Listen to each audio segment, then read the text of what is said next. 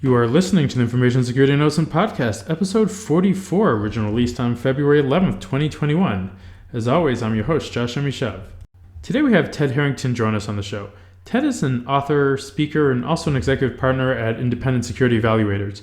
He's got some great stories about hacking passive medical devices, predicting Ethereum private keys, and exploiting business logic flaws. Oh, and he's one of the folks behind IoT Village at DEF CON.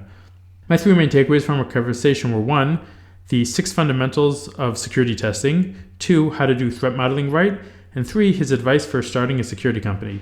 You'll enjoy those 3 things plus a bunch of other tips along the way. Direct support for this podcast comes from BreachSense.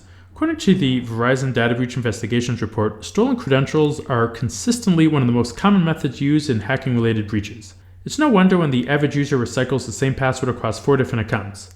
BreachSense gives security teams visibility into their clients, employees, and third-party suppliers' breach credentials before criminals exploit them. Go to breachsense.io/contact to apply for the free 7-day trial. And now here's my conversation with Ted. Ted Harrington, welcome to the show. Thank you so much for having me. Excited to be here.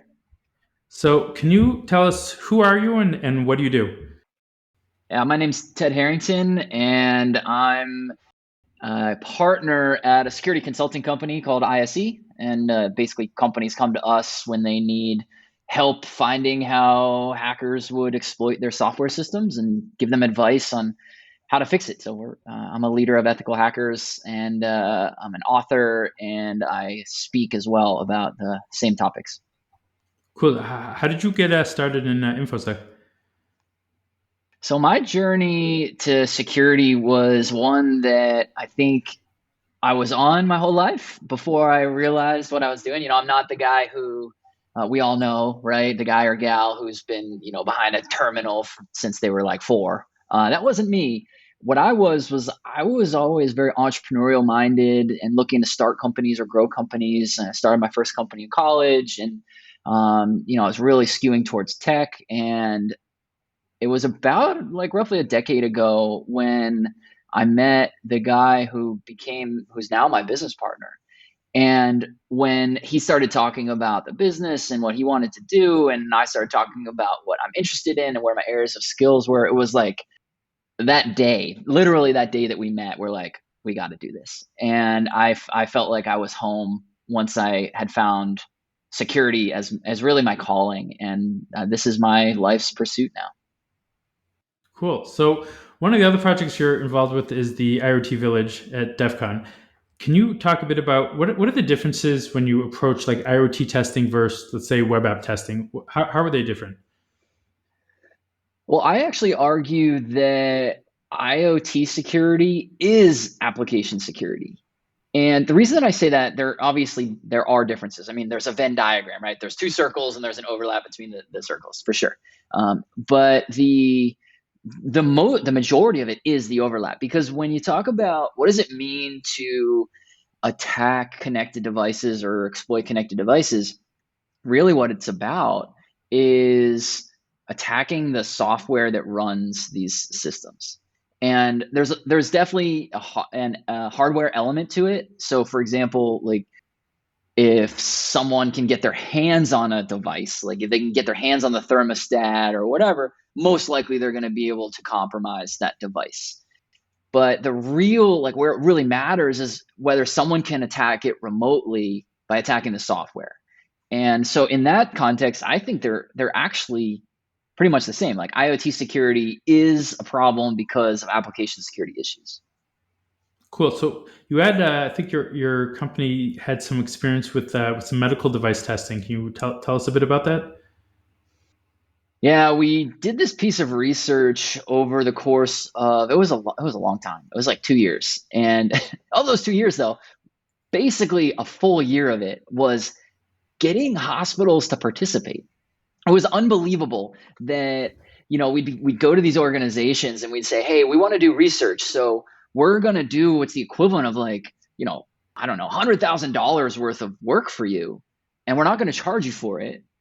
We just want to be able to publish results. We're not even going to name you. We just want to be able to have access to the devices in a real world scenario, not like the device that's 15 years old that you bought on eBay. We want to be talking about like what's really going on in a clinical environment. And what we're really focused on was this question that we saw nobody really addressing. There'd been a lot of discussion in healthcare about privacy.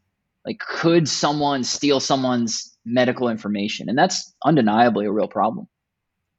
We hadn't really seen a lot of people talking about, could someone attack a system in a way that results in harm or fatality to a patient?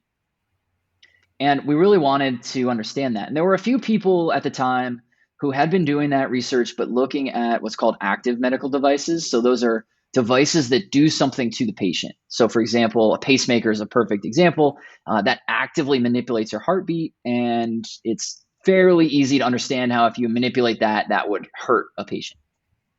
But there was this missing piece to the research that we had seen really sort of left unaddressed, and that was what's called passive medical devices.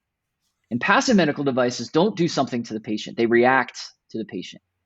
So a perfect example of that is the bedside monitor. So if you can imagine in a hospital room, there's a bed and then there's a monitor next to it that says, here's your O2 levels, heartbeat, whatever.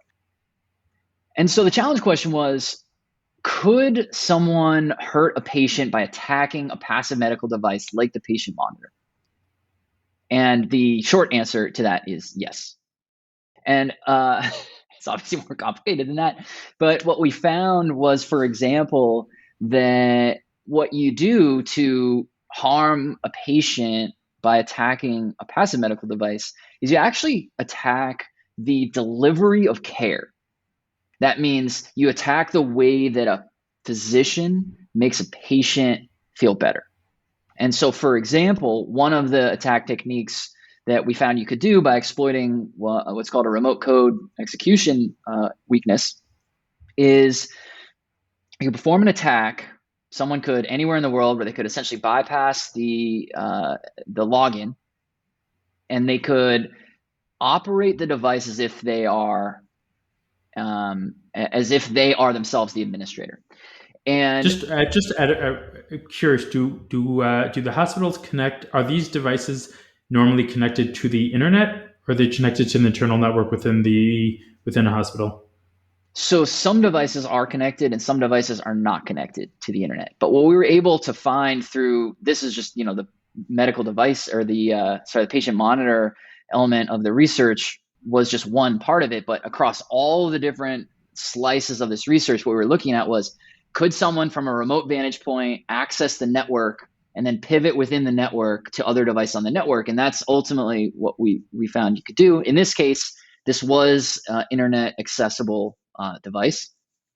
And you could do things like you could make the patient monitor say that the patient was having, say, a cardiac event. So what happens there is the nurses and the physician will respond. They'll be like, oh, he's having a heart attack. We got to administer the paddles. And there are fail safes in there so that the physicians, before they do something like that, they'll be like, how does the patient look, right? They'll interact with the patient before they go administer these paddles, because there is a safety implication. But the opposite is also true and is much more precarious, which is you could disable legitimate alarms. So imagine now the patient is having a cardiac event and the alarm doesn't trigger, so the nurse doesn't come. And that patient suffers or potentially dies, right there. And those are the kinds of things that we looked at. And we're like, that directly, harms the patient. And that was one of the really interesting things that came out of that research. That's quite frightening. Yeah. And then after that, you did some research into blockchain, into some blockchain technology. You want to tell us a bit about that as well? Oh yeah, this is like, that story I just told is kind of nuts. This story is, I still am like, I can't believe that we lived through this. So let me frame the story, though, by trying to give a sense for this idea of statistical improbability, because this is a really important concept to make the story make sense. So let's just imagine that you, Josh, you go to a beach, you bend over, you pick up a grain of sand, you throw the grain of sand back, and then the next day I go back to that same beach that you just went to, and I pick up a grain of sand. What are the chances that it's the same grain of sand that you picked up? It's like pretty much impossible, right? Like, it's just not going to happen. Now multiply that by every beach on Earth and multiply that by like a gazillion Earths. the number is so big the human brain can't even comprehend it. And that the probability of picking up that grain of sand multiplied by every beach on Earth, multiplied by a gazillion Earths, that's what cryptographers would potentially, they might refer to as statistical improbability. And it's this idea that nothing's impossible, right? But it's just not going to happen. And statistical improbability is what protects the keys, or it's the core functionality of keys for cryptocurrency wallets. And so this concept is what keeps cryptocurrency wallets secure, statistical improbability. So the idea is you can't guess a key. But our research looked at, can you? And so we were looking at Ethereum wallets, and we actually found a vulnerability in the way that the software provisions keys that enabled us to actually successfully predict the cryptocurrency wallet's key 732 times. Now, that's like I picked up your exact same grain of sand 732 times across a gazillion Earths and every beach on Earth. It should not happen. And as crazy as that is, here's what happened next. Then we wanted to see, well, how much money are we really talking about here? And cryptocurrency wallets, they're based on the blockchain, which the information is publicly accessible. So we're able to actually see how much money was in each wallet. And it turns out that it was about $54 million worth of Ethereum at the time, 54 million US dollars. And every single dollar of it, every single unit of currency had been taken out of those vulnerable wallets. And it had all gone to this one place. So clearly we had identified, someone was stealing from these wallets, exploiting the same vulnerability. And as if that's not crazy enough, then we wanted to see, is this happening right now? And so to investigate that, what we did was we took $1 worth of our own Ethereum and we deposited it into one of those vulnerable wallets. And I mean, instantly, snap your fingers. And that's how fast that money instantly was just gone and went to that same central wallet. And so clearly there was an active hacking campaign in progress, exploiting the same vulnerability that our research had found. And we wound up dubbing this thief the blockchain bandit when Wired wrote a big expose on the research. But I mean, it's crazy, right? It's like, imagine you go and you go rob a house and there's another thief in the house already robbing the house. You're like, oh, well, hey, what's up? It's crazy. And so yeah, that was the blockchain research. That's wild. So you recently wrote a book, and I think it hit #1 on Amazon. So congrats on that. Why? Okay, tell us who'd you write the book for, and why write another security book? I wrote this book for CTOs, CISOs, CIOs, VPs of engineering, basically anybody who is the person that's responsible for the security of a software system and might not necessarily know how to do it right. So that's the first question. Who's it for? The second question you asked is, why write this book? Why another security book? There have been other books about how to secure software. So why do I need one? And I'll tell you, there's two parts to why I wrote this book. The first part is that I noticed I kept having the same conversations over and over and over and over again. And so, as I mentioned earlier, I've got this consulting company where we work with companies by helping them find and fix their security vulnerabilities in their software systems. And so in talking to those, our customers or our prospective customers, I was having the same conversations over and over again. And it seemed like everybody had these problems, these same 10 problems. Now, not everyone had the same 10, but everyone had some of these 10. And when I noticed that was interesting. But the lightning bolt that came down from the sky, shot me in the head, and was like, you have to do this, was when I noticed the second thing. So I noticed that there's these 10 common problems. The second thing was when I started evaluating, how do you solve those 10 problems? And I realized that the conventional approaches, the way that most people talk about solving those 10 distinct issues, is pretty backwards. And I found that to be unacceptable, and I rejected that. And I said that I have to write a book because, put yourself in the shoes of that person who's building that software system. They're trying to change the world in whatever the way they're trying to change the world, right? They're like, I see how technology can make people's lives better, so I'm going to go do that. So they do that. Then they realize, well, security is going to be an important part of what we're doing. So I got to figure out how to do that. Then they realize, well, I have some challenges around how to do security properly. So then they go to seek how to solve those challenges, and the answer they get doesn't solve the problem. And that, to me, I just, as a human being, I feel like I could not allow that to stand anymore. And so I wrote this book to correct a lot of misconceptions, to reset norms, and to really help people get it done right. So one of the interesting concepts you have in the book is that you turn security into essentially a selling point for the product. How does that work? So how I even arrived at that was sort of reverse engineering our business, right? I was looking at our customers, and I'm like, we have some really big time customers, like the technology company names that everybody on earth knows. Those are our customers, and they pay us good money to help them. Why do they do that? And I actually went and started asking a lot of them now. I'm like, why do you pay us? And if people at our company were like, are you sure you want to ask our customers why they so I started thinking about that, like, why does a company invest in security? And now I'm a security guy, so I certainly believe that security is in itself a thing that's worth doing. You don't need to be compensated for it. Like, you should do security because it's the right thing to do. But are our customers spending big dollars because it's the right thing to do? Probably not, right? And when I started peeling back the layers, it was, and it's the right thing to do is why they do it. There was a first part. It was like, we do it because X and because it's the right thing to do.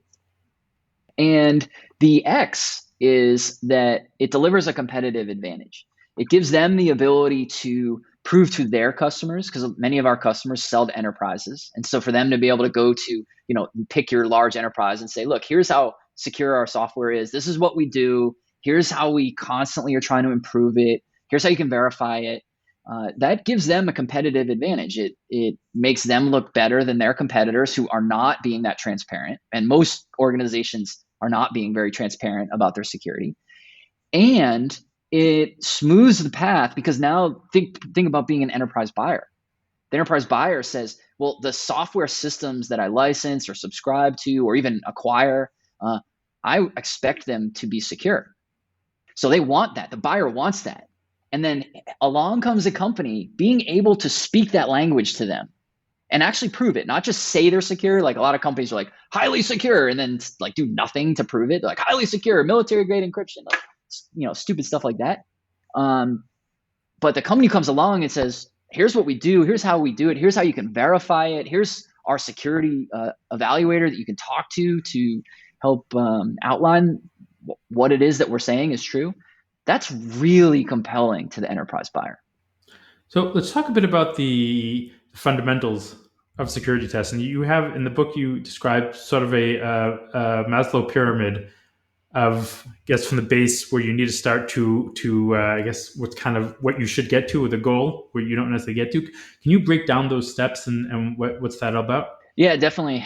I was thinking about, how do you organize the thinking around what's the right way to actually find security vulnerabilities? And you're the first person I've heard describe it as the Maslow's hierarchy of needs pyramid. And I don't know if that's a great comparison, because the Maslow's hierarchy of needs suggests like you get to the top if you can.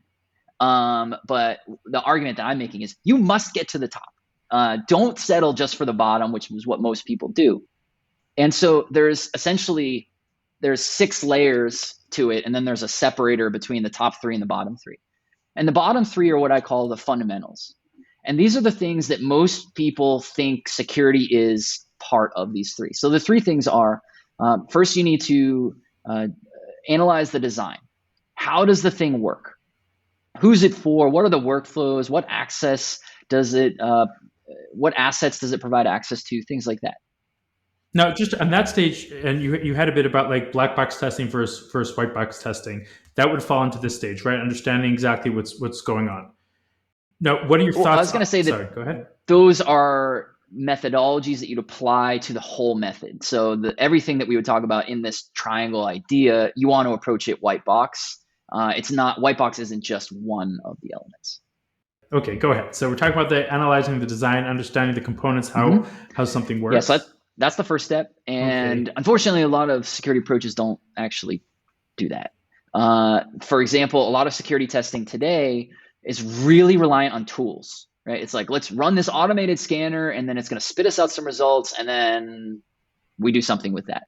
But those tools, they definitely have a role, and we'll talk about actually tools in a minute, but they're not the entirety of your security program. And frankly, they don't care what the design of the system is.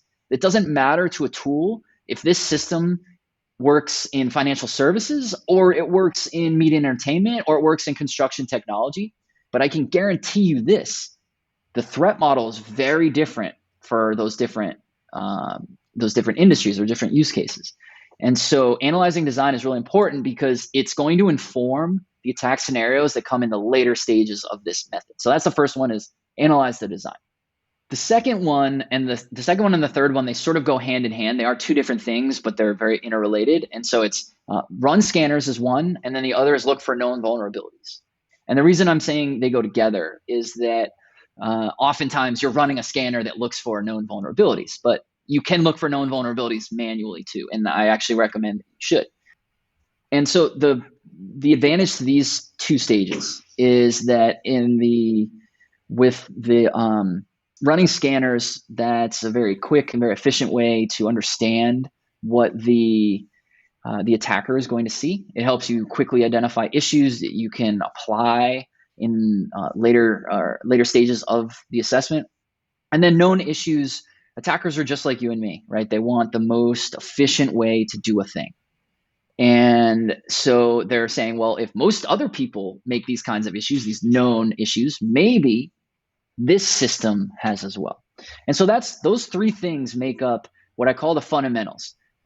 Analyze the design, run scanners, and look for known vulnerabilities. Now, that's the fundamentals, but the problem is that's where most security testing stops. So most people say like, oh, I ran my automated pen test, which is like, that's a whole nother bag of worms to unravel. But they're like, oh, we ran this scanner and we're done. And in fact, you barely just started. So those are the first three. Is there any of that you want me to elaborate on before I go on to the order? I want to. Well, some of them I wanted to drill down a bit later about Okay. the threat modeling, but I don't want to disturb it again. So I wanted to get through the different stages, and then let's drill down. Yeah, we'll come back to threat modeling because that actually directly impacts what we're talking about. So there's these first three stages that I mentioned: the fundamentals, analyze design, run scanners, and look for known vulnerabilities. And then there's this, like, almost imagine the Grand Canyon, right? There's one side, there's one rim, there's the Grand Canyon, there's the other rim, and you really can't get from one side to the other side. And that's sort of what separates what we just talked about from what comes next. And these advanced tactics, these next three stages, these are the things that are what really deliver the value in a security assessment that helps a company truly get better. And those three things are, you need to chain exploits, you need to abuse functionality, and you need to seek the unknown unknowns. And here's what each of those three things mean. To abuse functionality is to take the way that a system works in an attack against itself. So you look at, say, the system is expecting that in a certain sequence, it's only going to use positive integers. Well, what if you insert negative integers?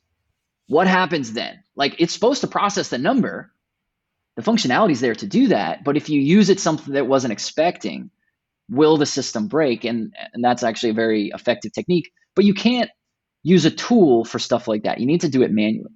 I think there's an example in the book with a gaming. I think it was you know what I'm talking about? Yeah, I'm trying to remember which game it was. Manfred is a game hacker who did that. Yes. And that's literally what I just described. The example is actually Manfred's. He's for many, many years, he would hack online games. And these online games have what's called in-game currency. And the purpose of currency in these games, for people who aren't gamers, is it helps you enhance the gameplay. You can buy a weapons upgrade or get access to a different secret level or something like that.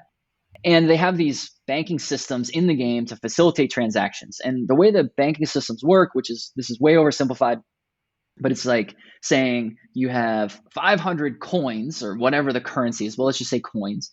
You have 500 coins. and the weapon costs 100 coins. So the formula is 500 minus 100 equals, and you're left with 400 coins in your balance, and you get this weapon. And so the important thing about that was that the system was assuming that the withdrawal amount was a positive integer. 500 minus 100 equals 400. And this individual, Manfred, he found a way to manipulate the system so that it would actually accept negative integers.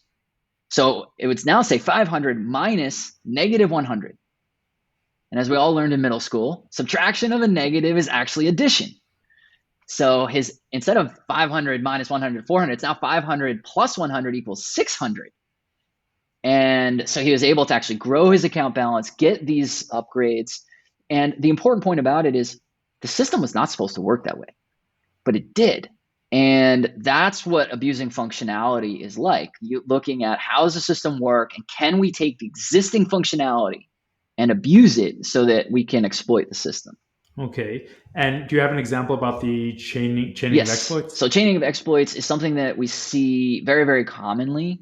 And the key to this idea is that vulnerabilities, they shouldn't be considered in isolation.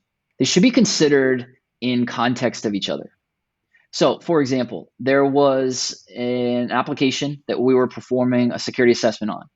And the first vulnerability that we found was what's called information leakage. And basically, what this meant was that the system was actually revealing information that it probably shouldn't. And in this case, it was what's called sequential identifiers. And that basically means that you could predict the account IDs. So account IDs should normally be random. Account IDs identify like my account and your account and my friend's account, whatever. They should be random, but in this case, they were sequential. They went from 001, and then yours is 002, and then someone else's is 003.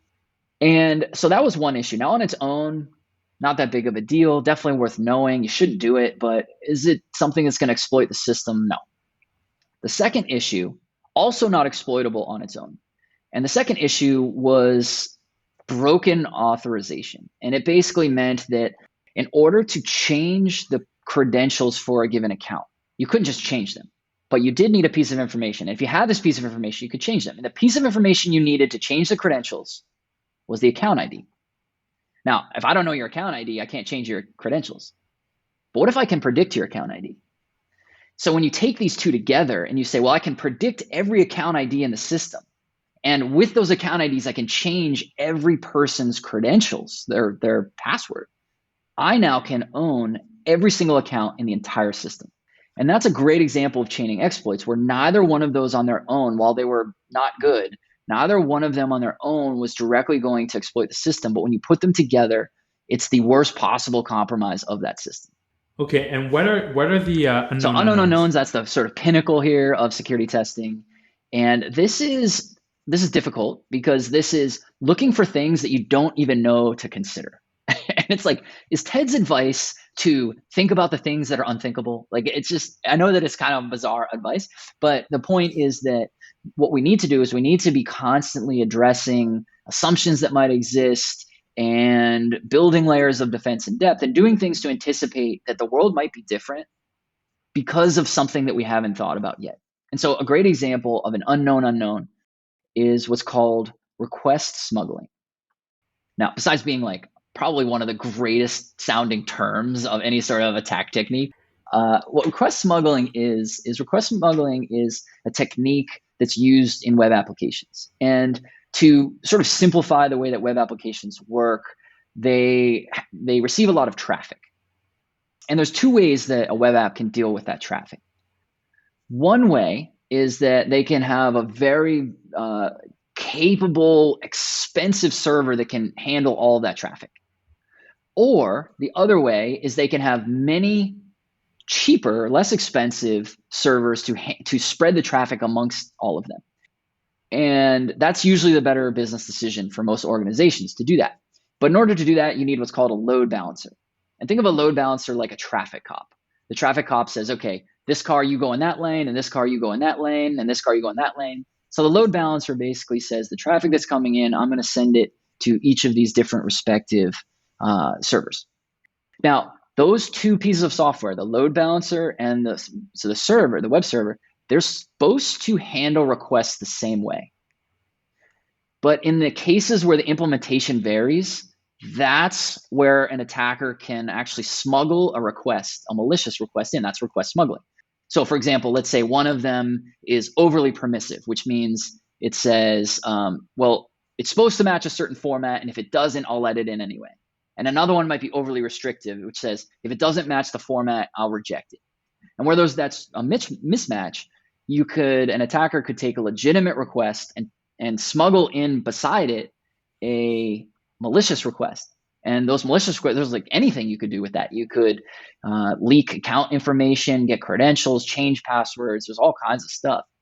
And what's crazy about request smuggling is that the time between when it first became viable versus when it was first documented is like 16 years. So for 16 years, this attack technique existed and no one knew about it. And those are the kinds of things that we constantly need to be pushing and looking for and evaluating. And the key about all three of these, about the unknown unknowns and about chaining exploits and abusing functionality, is there's no tool. There's no tool to do this. And everything that was in the fundamentals is largely based on tools, except for analyzing the design.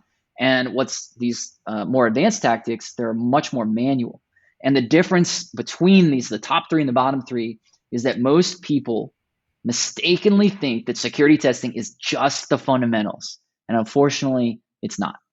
All right, let's talk a bit about threat modeling. How do you approach, when you have a new project, how do you approach threat modeling? Yeah, so probably the first thing to address real quick would just be to make sure that everybody listening understands what a threat model is. And the reason that I say that is that you'd actually be really surprised how often organizations don't know what it is or how to apply it. I mean, back in the days when we could be on a stage and, say like, show of hands real quick, I would ask that question, who knows what a threat model is? And, even at security conferences, it's like very few hands would go up. And then it'd say, okay, keep your hands up, keep your hands up. So those of you who have your hands up who know what a threat model is, how many of you have one understood and implemented your organization? And it was like, every hand goes down. So it's important we know what it is. So a threat model, the metaphor for threat model is, imagine any professional sports that you like. Here in the United States, we just had the Super Bowl, so we can think about the NFL as maybe a good example. In anticipation of the Super Bowl, the Tampa Bay Buccaneers definitely scouted the Kansas City Chiefs, and the Kansas City Chiefs definitely scouted the Buccaneers, and they looked at, well, what's my opponent's strengths? What are their weaknesses? What are my strengths? What are my weaknesses? How are they going to potentially come after me in order to try to win this game? And that's really what threat modeling is like. Threat modeling answers three questions so that you can build your own scouting report. The first question is, what do I want to protect? So every organization needs to think about the assets they have, whether that's tangible things like data or money, or intangible things like system availability or reputation, stuff like that. So what do I need to protect? That's the first question. The second question is, who do I need to defend against? So are we talking about nation state actors? Are we talking about casual hackers? Are we talking about the insider threat? So that's the second question we need to ask, question we need to answer. And the third question we need to answer is, where will we be attacked? And so that's what are essentially my attack surfaces, which is to say, where is information, where's data accessed, where does it ingress or egress? And those are the places where an organization might be attacked. And so when you can answer those three questions, which the way I'm describing it obviously sounds very simple, it's actually very difficult for organizations to build consensus around those things. But it's imperative that you do, because it would be like the Buccaneers showing up on Super Bowl Sunday and not having taken a minute looking at game film of the Chiefs. You're probably going to lose that game. But if you look at the game film and you look at, okay, well, what's their strength? Well, why don't we, what the Buccaneers did, we'll neutralize this one wide receiver because he's their threat. And if we neutralize that, we think we can win the other parts of the game. And that's what they did. They built a game plan and they went out to do that. And that's because of the scouting. And so that's what a threat model does. When an organization can identify these things, now they know, where should I invest time? Where should I invest money? Where should I invest effort? Because you can't defend against everything all the time. And what a threat model ultimately does is it helps you prioritize where to invest resources. Awesome. You mentioned your entrepreneurial background at the beginning of the show. Do you have any advice for someone who wants to start a security company? I have several pieces of advice. Yes. The first one, go do it.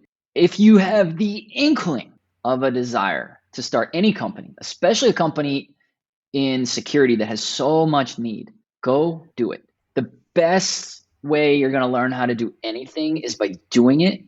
And there's plenty of very fair and reasonable fears that are going to hold somebody back from starting a company. And those fears are going to be things like, well, it's, I've got the safety of a paycheck and it's predictable and I've got kids and I've got a mortgage and a car payment and all this. I got to make sure I pay the bills. And those are all very real. And I totally feel that. And I by no means would be diminishing that fear. But what you want to do is you want to just go do it. You want to take the leap, because if you have the burning desire in you is one. And if you've identified a problem to solve, you have to do it. It's an imperative that you must go solve the problem. And the second part is really, really important. So you don't just want to start completely without any sort of idea of what you're going to do, but the way to think about a company to start is to identify a problem. So if you can think about, what is it that your customers struggle with? What is it that people at your own company struggle with? What do you struggle with? And then think about, is there a way to build a business that solves that problem? And maybe even break that question into two parts. Can I solve that problem? And then you figure out, how do I monetize the solution to the problem? But all of the best businesses, they start from the viewpoint of, there's a problem and I know how to solve it. That's very different from the way that I think most people think about entrepreneurship that are not entrepreneurs. Most people that are not entrepreneurs that think about entrepreneurship thinks, it's just about getting rich. Like, go do a thing and then sell it for $1 gazillion to Mark Zuckerberg. And while many entrepreneurs would love to do that, and many entrepreneurs, in fact, do exactly that, it won't be successful unless it's about solving a problem. So identify a problem that you think you can solve and go do it. Awesome. All right, where can people find you on the net? The simplest thing would just be to go to my book's website. That's hackablebook.com. And pretty much anything we talked about here that triggered an interest for you, you can find there. So if you want to follow me on LinkedIn, I'm very, very active there. My information on where to follow me is there. If you want to learn more about the book or even buy the book, you can find that information there. Or if you need to reach out to me because you have software that you need help with securing, my contact information is there as well. So any of those, hit me up at hackablebook.com. Awesome. All right. Thanks for coming on the show. Thank you so much for having me. All right, that's it for this week. If you have any comments or questions, then tweet at me at Jamoose. And if you got value from this episode, then please share it with a friend. See y'all next week.